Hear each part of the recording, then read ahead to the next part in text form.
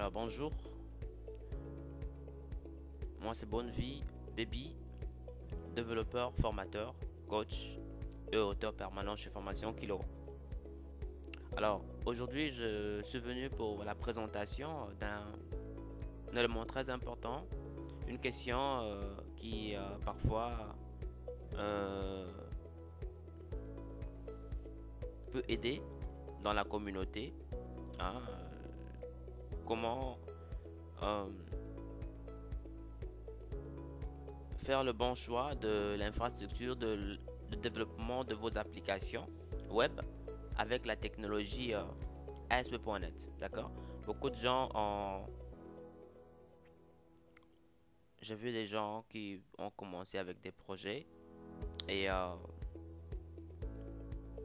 du ASP.NET bien sûr, mais ont du mal à pouvoir distinguer quel type de projet, d'accord? Parce que ASP.NET en fait a plusieurs facettes, hein, a plusieurs facettes. Et quand vous développez avec du ASP.NET, vous devez vous orienter vers une facette donnée pour pouvoir implémenter ou bien mettre en place votre projet, d'accord? Donc, il y a plusieurs types de projets qui existent. Alors, nous avons regroupé dans ce contenu-là, le contenu présente en fait les grands éléments qui vous permettront en fait de pouvoir mieux débuter ou encore améliorer votre façon de développer avec du ASP. Hein, parce que voilà, quand on développe, on doit savoir où on va. D'accord? Donc c'était juste un guide. Donc comment comprendre, comment faire, voilà, comprendre comment faire le bon choix de l'infrastructure de développement de vos projets, de vos applications web avec la technologie ASP.NET. D'accord? Donc il y a en fait le choix, hein, de la création d'une application ASP.NET. Donc il existe en fait quatre modèles, hein, de programmation que vous pouvez utiliser pour créer des applications web ASP.NET qui sont ASP.NET Web Forms, ASP.NET MVC, page web ASP.NET et ASP.NET application monopage. Vous devez en fait envisager soigneusement d'implémenter une application web à l'aide du modèle ASP.NET Web Forms ou d'un autre modèle tel que l'infrastructure MVC ASP.NET. D'accord? Maintenant, l'infrastructure MVC ne remplace pas le modèle Web Forms. Vous pouvez utiliser l'une ou l'autre des infrastructures pour les applications web. D'accord? Maintenant, avant de décider d'utiliser le modèle Web Forms ou l'infrastructure MVC, d'accord, pour un site web spécifique, pesez d'abord les avantages de chaque approche. C'est important. D'accord? Vous n'allez pas vous lancer en fait dans une sorte de mise en place de projet. Vous commencez à coder, parce que la finalité euh, de l'activité de construction d'une application est de pouvoir mettre en place un code, d'accord, et un code de qualité. Mais quand vous vous mettez à commencer à coder avec du ASP, le choix de la technologie s'impose, d'accord. Et donc faites quand même peser les avantages. Peser, est-ce que je dois prendre du Web Forms? Est-ce que je dois m'orienter vers du ASP MVC? Très importante ces deux questions-là. Et ou encore les applications monopage, d'accord? Quand on parle de monopage, vous allez voir que en fait ce sont des applications qui sont séparées du front-end, back-end, front-end séparés, et donc on peut utiliser du Angular, du, du JavaScript, d'accord? Du React, du Vue.js, ça dépend. Donc c'est très important de souligner ces éléments-là. Très important. Ok? Donc, il faut mesurer quel type de projet choisir. Tous les projets sont valables. D'accord? Mais en fait, il faut choisir pour votre besoin qu'est-ce que le client, d'accord, aimerait réellement avoir. Il faut qu'il y ait quelque chose qui puisse s'adapter, d'accord, à la demande du client. Et c'est là que ce contenu pourra vous aider réellement quand vous commencez, quand vous ouvrez votre éditeur, votre IDE, d'accord, Visual Studio, et vous saurez réellement quel type de projet en fait choisir. C'est l'objectif en fait de ce contenu-là, d'accord, de cette présentation. Maintenant, il y a aussi les avantages d'une application basée sur les webforms. On vous a parlé tout à l'heure que le choix de la technologie s'impose. Mais avant de choisir, il faut peser, d'accord? Et ensuite faire une conclusion, d'accord? Pourquoi choisir du webforms? Pourquoi choisir du ASP.NET MVC, d'accord? Alors, parlons du webforms. Quels sont les avantages? L'infrastructure basée sur des webforms offre les avantages suivants. Elle prend en charge un modèle d'événements permettant la conservation de l'état via HTTP, mécanisme qui s'avère particulièrement utile pour le développement d'applications web métiers. L'application basée sur des webforms fournit des dizaines d'événements pris en charge dans des centaines de contrôleurs serveurs. Elle utilise un modèle de contrôleur de page qui ajoute des fonctionnalités aux pages individuelles. Pour plus d'informations, consultez le contrôleur de page sur le site web MSDN. Il utilise le tas d'affichage ou les formulaires basés sur le serveur, ce qui permet en fait de faciliter la gestion d'informations d'état. Elle est parfaitement adaptée aux petites entreprises, aux petites équipes de concepteurs et de développeurs web qui souhaitent tirer parti de nombreux composants disponibles pour le développement rapide d'applications. En général, il est moins complexe pour le développement d'applications car les composants class page, control et ainsi de suite sont étroitement intégrés et nécessitent généralement moins de code que le modèle MVC. Bon, regardons le modèle MVC. Donc ces lignes sont là, c'est important de comprendre, voilà, quels sont les avantages. N'oubliez pas au début qu'on a dit que ce modèle de webforms est sans état, c'est-à-dire que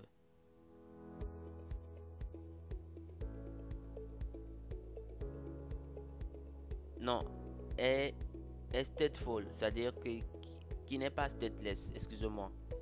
Il est stateful, c'est-à-dire qu'il conserve bien l'état, d'accord?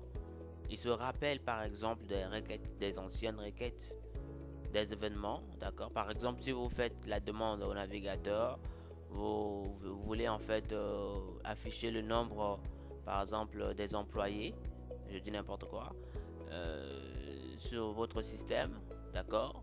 Vous voulez afficher le nombre des employés qui ont l'âge, par exemple, de 10 ans d'expérience au sein de l'entreprise, d'accord? Qui ont 10 ans d'expérience dans votre entreprise. Ça, c'est une requête que vous avez faite. Et cette demande sera conservée en mémoire, en quelque sorte. En mémoire cache, en quelque sorte. La prochaine fois, quand vous faites la demande, et alors il ne prendra l'information que dans le cache. Voyez? Donc c'est vraiment ça la puissance en fait de. Il comprendra que là vous voulez faire, c'est la demande précédente en fait qui a été faite et donc vous voulez en fait faire la même demande et ce sera un traitement très rapide. Hein, c'est un peu ça la conservation de l'état. Mais vous aurez plus de détails par rapport à cela quand nous allons rentrer dans les API. Hein, je vais bien expliquer cela toujours dans cet exposé. Mais sur les autres présentations à venir, je pourrais mettre en place la partie des API. Donc, ce sera pour bien expliquer le concept, d'accord? Donc, retenez bien qu'il est la conservation de l'état. Donc, c'est vraiment ça l'avantage. Donc, ça montre qu'il est quand même rapide hein, en termes de. Parce que l'intérêt de conserver l'état, ce qu'on dit stateful, ça veut dire qu'il est étatique, d'accord, qu'il conserve l'état, d'accord, Et stateless, ça veut dire qu'il est sans état. Donc, ce sont des termes en anglais. Donc, avec état, c'est stateful. On va voir l'avantage de MVC. Donc, avantage d'une application web basée sur du MVC, d'accord? L'infrastructure ASP.NET MVC offre les avantages suivants. Ce sont là, n'oubliez pas, quand on parle des rebooks de projet, c'est quand vous ouvrez Visual Studio, Visual Studio, votre IDE, d'accord, que vous avez le choix des technologies ASP. Et c'est à vous de choisir en fait. Donc vous allez voir clair dans la partie parce que ça c'est rien que de la théorie, hein, mais la pratique vous allez comprendre en fait comment ça se passe. Donc l'infrastructure ASP.NET MVC offre les avantages suivants. Elle permet de gérer plus facilement, d'accord, la complexité en décomposant une application en modèle vue contrôleur, hein, ce qu'on appelle en fait la séparation des responsabilités, hein? Separation of concerns, ok? Donc c'est vraiment important de séparer les responsabilités, qui doit faire quoi, qui doit afficher la vie, qui doit gérer les modèles, etc. etc. Qui doit gérer les données plutôt, qui doit gérer voilà, la logique du code, la partie métier. C'est important. Donc, elle n'utilise pas le tas d'affichage ni les formulaires serveurs. D'accord? L'infrastructure MVC s'avère par conséquent idéale pour les développeurs souhaitant contrôler totalement le comportement d'une application. Voyez un peu? Donc ici, vous contrôlez exactement comment votre application doit faire. C'est à vous de dire à l'application, je veux ça, je veux ça, je veux ça, je veux ça. L'application ne va pas le faire pour vous parce que c'est du modèle MVC en fait. Voyez? Donc ça c'est, elle utilise un modèle de contrôle frontal, voilà, qui traite les requêtes de l'application web par le biais d'un contrôleur unique. De cette façon, vous pouvez concevoir une application prenant en charge une infrastructure de routage complète. Pour plus d'informations, consultez sur le site web de MSDN, d'accord? Elle offre une meilleure prise en charge du développement axé sur les tests. Ah, ça c'est important. Vous faites bien les tests. Cela fonctionne bien comme pour les applications web prises en charge par des grandes équipes, d'accord? N'oubliez pas, pour Webforms, ce sont les petites équipes, hein. On pourra peut-être en revenir. Regardez bien pour Webforms, on a parlé. On a dit qu'en général, juste le dernier point là où j'ai mis le curseur, hein, en général, il est moins, d'accord, complexe pour le développement d'applications car les composants, voilà, plutôt l'avant-dernier point, elle est parfaitement adaptée aux petites équipes de concepteurs et de développeurs web qui souhaitent tirer parti des nombreux composants disponibles pour le développement rapide d'applications. D'accord? Donc, si vous voulez un développement rapide d'application, le Webforms pour les petites équipes, hein, de développeurs, de concepteurs est bien adapté. Par contre, si vous voulez des projets à grande envergure, d'accord, ce contenu-là, plutôt ce projet de MVC sera très utile pour vous parce que là, vous contrôlez carrément tout ce que l'application doit faire pour vous. Donc, on dit bien ici le dernier point. Cela fonctionne bien pour les applications web prises en charge par des grandes entreprises, par de grandes équipes, d'accord, de développeurs et de concepteurs web qui ont besoin d'un haut degré de contrôle sur le comportement de l'application. D'accord? Donc c'est vraiment ça qu'il faut faire comme différence. Quand vous êtes un technicien comme ça, vous êtes un entrepreneur, vous êtes je veux dire un ingénieur, un spécialiste, un expert de la chose, il faudrait que vous arriviez à faire en fait quelques distinctions essentielles pouvant impacter votre façon de concevoir l'application. D'accord? Et même la maintenance de celle-ci dans le futur. Comment être rassuré de votre infrastructure? Alors, on a parlé de Webforms, d'accord, formulaire web ASP.NET en français. L'infrastructure Webforms cible les développeurs, d'accord, qui préfèrent la programmation déclarative et basée sur le contrôle, comme Microsoft Windows Forms, WinForms, d'accord, WPF, d'accord, XML, Silverlight. Il offre un modèle de développement basé sur le concept de what you see is what you get. Quand vous voyez W, Y, S, I, W, Y, J, ça veut dire what you see is what you get. Ce que vous voyez, c'est ce que vous obtenez. D'accord? Il est donc populaire auprès des développeurs qui recherchent un environnement de développement d'applications rapides, RAD, d'accord, pour le développeur, pour le développement web. Hein, ça c'est euh, quand vous voulez le projet WebForms. Hein, donc il est donc populaire auprès des développeurs qui recherchent, d'accord, un environnement de développement d'applications rapides pour le développement web, c'est-à-dire pour les développeurs ASP qui souhaitent aller plus vite et le projet n'est pas aussi grand que ça. Alors moi je conseillerais ce modèle là qui est plutôt plus adapté, d'accord, à la demande. Si vous débutez avec la programmation web par exemple, si vous connaissez des outils de développement de clients Microsoft RAD traditionnels par exemple pour Visual Basic ou Visual C Sharp, quelque chose comme ça, vous pouvez rapidement créer une application web sans avoir d'expérience dans HTML et JavaScript. Hein. Vous voyez, c'est important. C'est pour cela que ça a été mis en place. C'est pour éviter en fait d'aller un peu trop dans la partie client, HTML, JavaScript, etc. Avec les web forms, vous le faites rapidement. Donc, il y a aussi le modèle ASP.NET MVC, d'accord. ASP.NET MVC en fait cible les développeurs qui s'intéressent réellement au modèle, d'accord, et principes tels que le développement piloté par les tests, la séparation des préoccupations, bon, en français, mais en anglais, c'est separation of concerns. Normalement, c'est la séparation des responsabilités, d'accord? Préoccupation, bien responsabilité.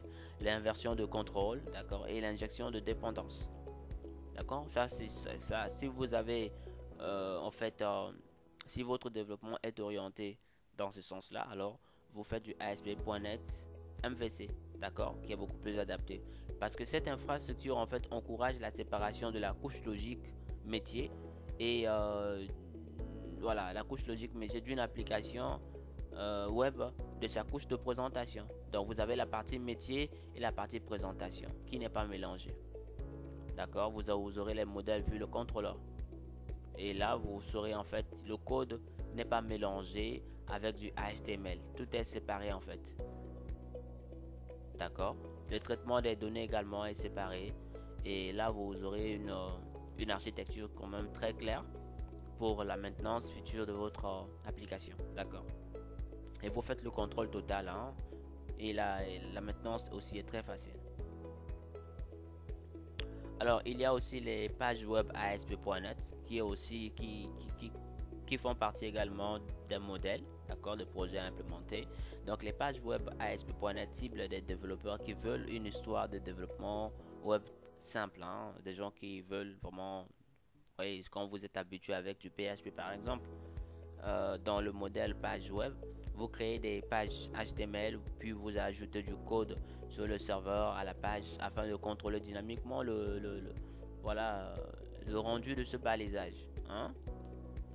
Regardez bien la phrase là. Dans le modèle page web, vous créez des pages HTML, c'est-à-dire ça c'est c'est la méthode traditionnelle ça, d'accord? Puis vous ajoutez du code sur le serveur afin de contrôler dynamiquement le rendu de ce balisage. Vous voyez? Donc ça c'est comme si vous étiez sur du PHP, donc vous n'êtes pas dépaysé. Voilà, c'est des gens qui veulent toujours garder leur attitude, leur habitude, leurs anciennes habitudes, je dirais, et ne veulent pas trop se dépayser. Ce projet pourrait être plus adapté pour vous, d'accord? Donc les pages web sont spécifiquement conçues pour être une infrastructure légère. D'accord, il s'agit du point d'entrée le plus simple dans ASP.NET pour des personnes par exemple qui connaissent HTML, d'accord, mais qui n'ont peut-être pas une vaste expérience de programmation, par exemple les étudiants ou les amateurs. Il s'agit également d'un bon moyen pour les développeurs web qui connaissent PHP, d'accord, ou des frameworks similaires pour commencer à utiliser ASP. Donc vous débutez en ASP. Si vous ne souhaitez pas vous dépayser, vous voulez garder les anciennes habitudes, hein, et vous pouvez toujours migrer vers ce projet. C'est pas mal non plus. Hein, c'est pas mal. Mais je recommande, je vais vous dire qu'est-ce que je peux vous recommander. D'accord. à la fin de cette présentation. Alors, comment être rassuré toujours de votre infrastructure, d'accord? Une fois que vous faites le choix, par exemple, du modèle application monopage ASP, ok? ASP.NET MVC application monopage single page application SPA, d'accord, vous aide en fait à créer des applications qui incluent des interactions importantes côté client à l'aide de HTML5, CSS3 et JavaScript. La mise à jour ASP et WebTools fournit un nouveau modèle pour la création d'applications monopage à l'aide de Nock.js et de l'API Web ASP.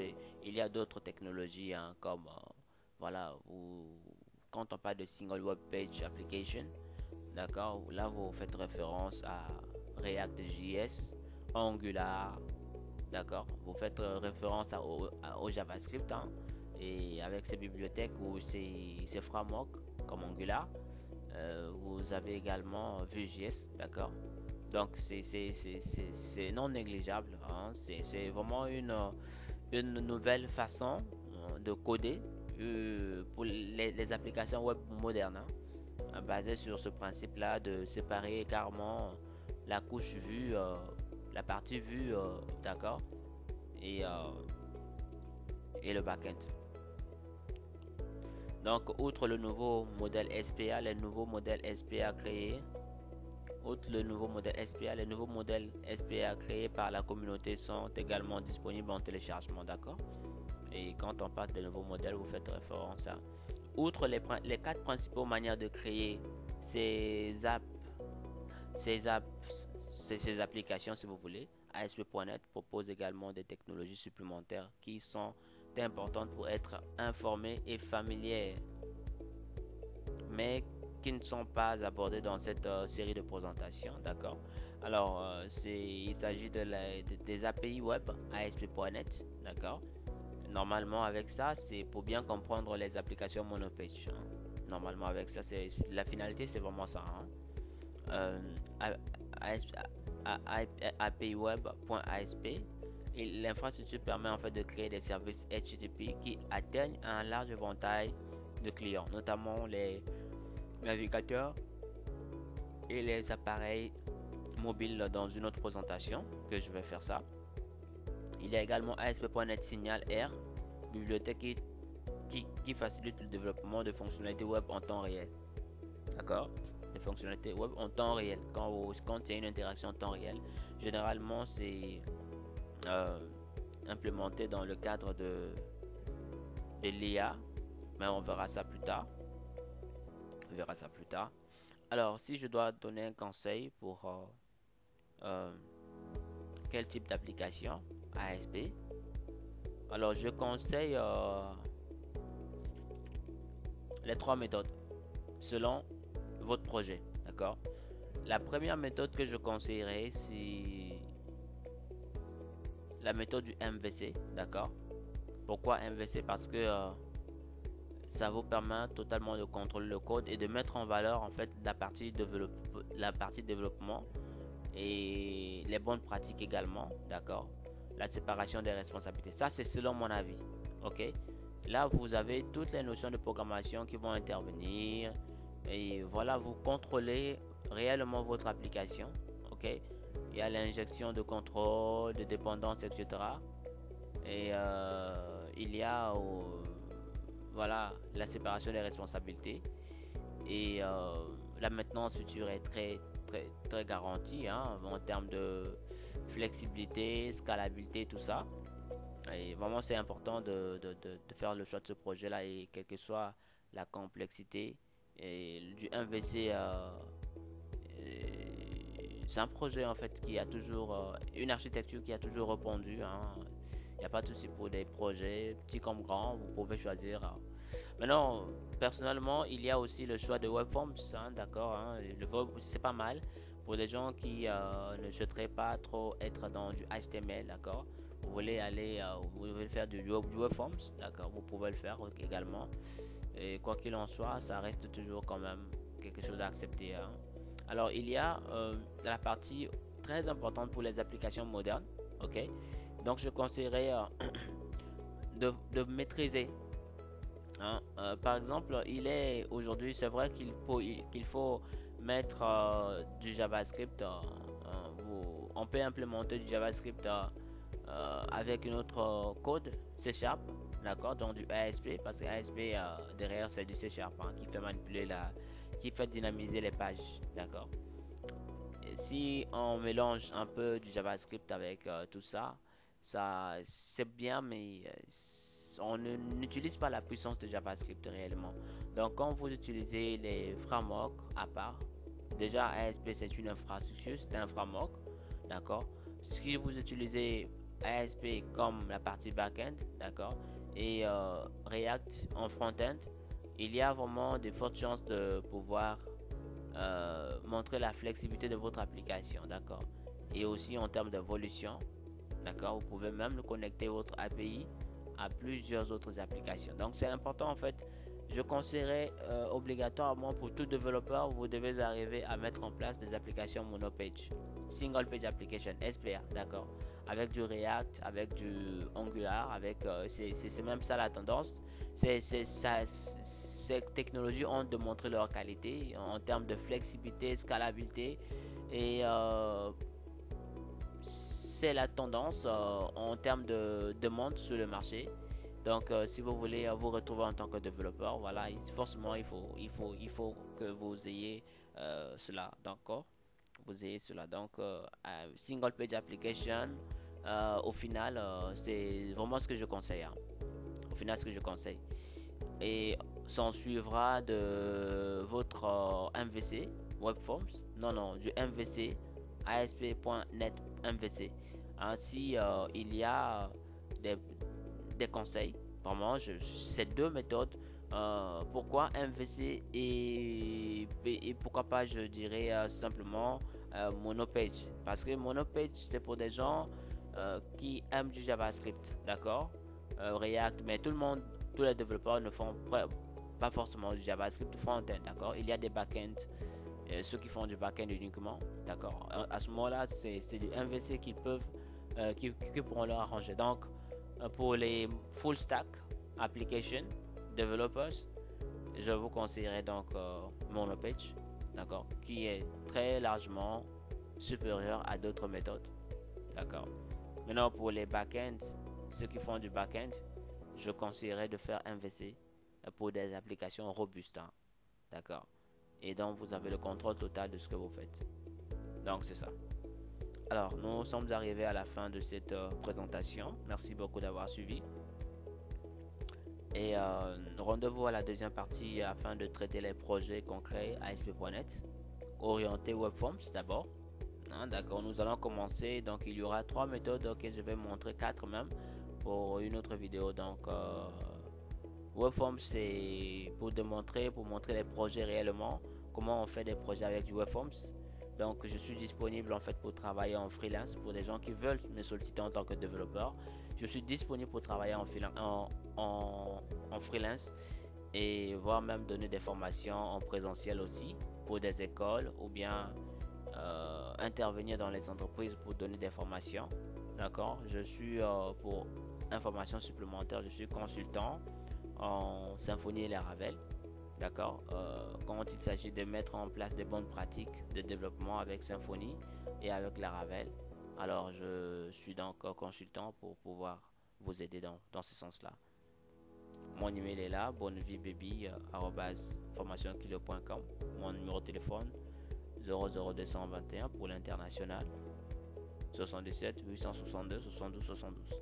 Merci à vous. Au revoir.